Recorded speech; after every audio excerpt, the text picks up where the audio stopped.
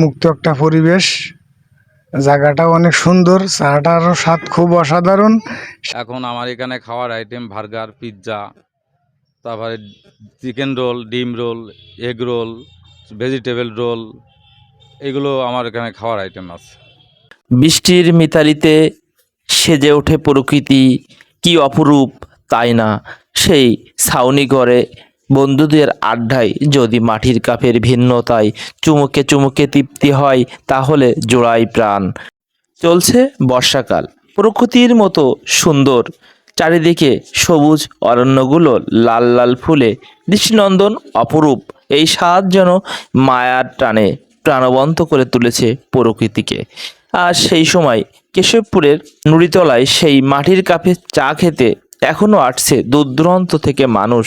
ছোট ছোট ঘরে ছাউনি দেওয়া প্রকৃতির এক নিদারুণ সুন্দর, চারিদিকে বৃষ্টির মাঝে আপনাকে দেবে হিমেল অনুভূতি। পরিবার নিয়ে, পরিজন নিয়ে, বন্ধু বান্ধব নিয়ে এখানে আসছে দল বেঁধে মানুষ। বৃষ্টির মিতালিতে সেজে ওঠে প্রকৃতি, কি অপরূপ তাই না?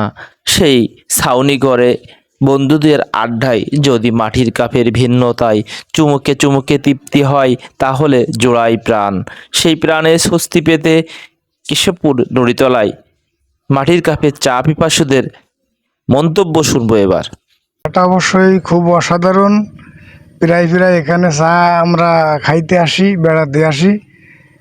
উন্মুক্ত একটা পরিবেশ, জায়গাটা অনেক সুন্দর, চাটারও স্বাদ খুব অসাধারণ। সেক্ষেত্রে আমরা প্রায় এখানে আসি।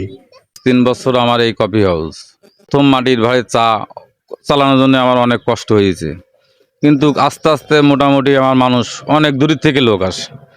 আর আমার ব্যবসাটা রাসেল ভাইয়ের জন্য আলহামদুলিল্লাহ অনেক দূর পর্যন্ত আমি আগাই গেছি।